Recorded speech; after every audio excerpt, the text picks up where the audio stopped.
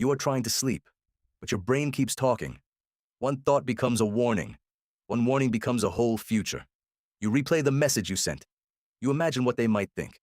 You remember one mistake from years ago, as if your mind has placed it beside your pillow. Nothing is happening in the room. No predator is outside the door. No storm is breaking through the ceiling. No enemy is standing over you. But inside your skull, something is still searching. This is not simply a weak mind. It is not just a bad habit. It is not only a personality flaw. Overthinking may be an ancient prediction system, still trying to protect you from danger before danger arrives. Your brain did not evolve in a world where every problem had a calendar notification, a text message, or a social media comment. For most of human history, your ancestors lived inside uncertainty. A sound in the dark could matter. A strange expression on another face could matter. A wrong choice about food, shelter, or trust could matter. In that world, the brain that asked one extra question sometimes survived longer than the brain that did not ask enough. What was that sound? Why did that person look away? Where will food be tomorrow? What if the group rejects you? What if danger is closer than it looks? Overthinking begins with one of the most powerful abilities your species ever developed: the ability to leave the present moment without moving your body. Your brain can travel backward into memory and forward into imagination. It can replay the past, simulate the future, and compare choices. That ability can be painful, but it is also one reason humans became survival machines. Nicholas Tinbergen, one of the founders of ethology, said that to understand behavior, you can ask different kinds of questions. You can ask how it works inside the body. You can ask how it develops across a life. You can ask what it does. Overthinking becomes clearer when you ask all of those questions at once. Inside the brain, overthinking is often built from the same tools that make planning possible. Memory gives you scenes from the past. Imagination gives you scenes that have not happened yet. Emotion tells those scenes whether they feel safe or dangerous. Attention keeps returning to the thing that feels unresolved. When you overthink, your brain is not doing nothing. It is running simulations. A simulation is a mental rehearsal. It is your brain building a possible world before your body has to act inside the real one. That can be useful. Before your ancestors crossed an open landscape, it helped to imagine where danger might be hidden. Before confronting another person, it helped to predict how anger, shame, or rejection might unfold. The problem is that your modern brain can run the same ancient tool on problems that have no clear ending. A message left unread, a deadline next week, a conversation that felt slightly strange, a decision with too many options, a future that cannot be fully controlled. Your brain keeps searching because uncertainty feels unfinished. Joseph Ledoux studied fear and threat in the brain, especially how the brain detects possible danger. One famous region in this system is the amygdala, a small almond-shaped structure involved in noticing emotionally important signals, especially signals that might mean threat. The amygdala is not a simple fear button. It helps the brain decide what deserves attention. This matters because overthinking often begins when the brain marks something as important but unclear. If a dog barks behind a fence, your body may become alert before you know whether the dog is dangerous. If someone sends a short reply that says, "Fine," your social brain may become alert before you know whether anything is wrong. The situations are different, but the pattern is similar. Something is uncertain, and your brain wants more information. The ancient rule is simple: uncertainty can hide danger. A brain that ignored every unclear signal might have saved energy in the short term. But if one unclear signal was a snake, a rival, a spoiled food source, or a social threat, that calm brain could pay a high price. So your mind learned to circle. It circles because it wants certainty. It circles because it wants prediction. Daniel Kahneman and Amos Tversky showed that human judgment does not work like a perfect calculator. The brain uses shortcuts. The availability heuristic means vivid or easy-to-imagine events can feel more likely than they really are. Loss aversion means losses often feel heavier than equal gains. This helps explain why overthinking so often bends toward the negative. Your brain does not replay every compliment with the same force as one criticism. It does not treat a small possible embarrassment like a small possible success. It gives extra weight to what could go wrong. That can feel unfair. But in survival terms, missing danger was often more costly than missing comfort. If your ancestor mistook a harmless shadow for a predator, the cost was fear and wasted energy. If your ancestor mistook a predator for a harmless shadow, the cost could be death. Natural selection, the process where traits that help survival and reproduction tended to be passed on, often favored systems that were biased toward caution. That does not mean every anxious thought is true. It means your brain may be built to treat possible threats as worth checking. Overthinking is not always intelligence, but intelligence gives overthinking more material. A human brain can imagine not just one danger, but a chain of dangers. If this happens, then that might happen. If that happens, your status or safety might change. This is where a useful tool becomes a trap. Your ancestors needed to think ahead, but they also lived in a world where many problems ended in action. You heard a sound, you checked the darkness. You felt hunger. You searched for food. You sensed tension in the group. You repaired a bond or moved away. Modern life gives your ancient prediction system many problems that cannot be solved by immediate action. You can check a notification, but not control what someone thinks. You can prepare for an interview, but not guarantee the outcome. You can worry about health, money, reputation, love, or the future, but your body cannot always do the one thing it evolved to do when danger appears: act. So the mind keeps acting internally. It rehearses, it reviews, it argues with imaginary people.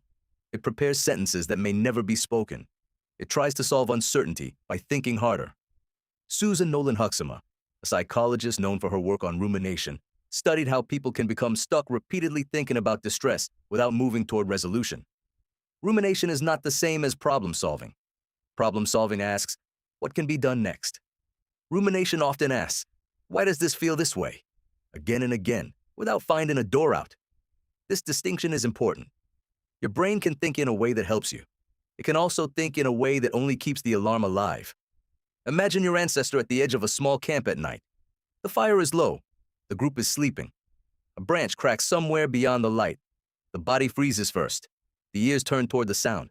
The breath becomes shallow. The mind begins to build possibilities. Was it wind? Was it an animal? Was it another human? Should you wake the others? Should you stay still? In that moment, thinking more is not weakness. It is survival. The brain is comparing possible futures. Now imagine a different kind of danger. A face in the group has changed. Someone who used to share food is quiet. A joke lands badly. A powerful person seems irritated. For a social animal, this matters. Your ancestors did not survive alone. Belonging was not just emotional comfort. Belonging could mean food, protection, shared knowledge, and safety during sickness or injury. So the brain became sensitive to social signals: a tone of voice, a pause, a look, a small exclusion. Today, the same system may activate when someone takes too long to reply, when a post gets ignored, or when a conversation feels off. Your brain may treat social uncertainty as if your place in the tribe is being questioned. This is the ancient root of many modern thought spirals.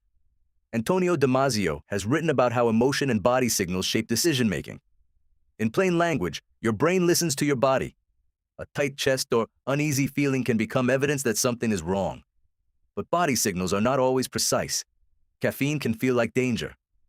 Lack of sleep can make small problems feel huge. Hunger can make the future seem darker. Stress can make neutral faces look threatening. Loneliness can make silence feel like rejection. Your brain then tries to explain the body. Why does the body feel tense? Maybe something bad is coming. Maybe that person is angry. Maybe the future is unsafe. Maybe that mistake ruined everything. The feeling becomes a story. Robert Sapolsky, who studied stress across animals and humans, has explained how the human stress system can be activated not only by immediate danger, but by imagined, remembered, or anticipated danger. A zebra runs from a lion, and when the chase ends, the body can return to calm. A human can lie safely in bed and still activate stress by thinking about a meeting next Thursday. That is one of the strange costs of a brain that can imagine the future. Your body is reacting not only to the world, it is reacting to the world your mind creates. This is where the evolutionary mismatch becomes painful. Evolutionary mismatch means a trait shaped in one environment is now living in a very different one. Your threat system was shaped for physical danger, food scarcity, social dependence, disease, injury, and uncertainty inside small human groups.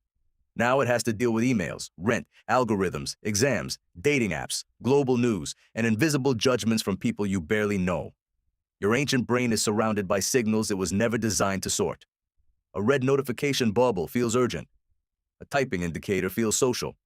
A calendar alert feels threatening. An unread message feels unresolved. An online comment feels like a public status attack. The brain keeps asking old questions in a new world. Are you safe? Do you belong? What will happen next? What did you miss? What if this goes wrong? Sometimes the answer is useful. Sometimes the answer is just more noise. This is why overthinking can feel like protection and punishment at the same time. Part of you believes that if you think long enough, you can prevent pain. You can find the perfect sentence. You can avoid the wrong choice. You can become so ready that uncertainty loses its teeth. But life does not allow perfect prediction. No brain can fully control other people, future events, random accidents, cultural expectations, or the thousand small forces that shape a life. This is why overthinking can become exhausting. It asks the brain to do something no survival machine can do. It asks the brain to guarantee safety.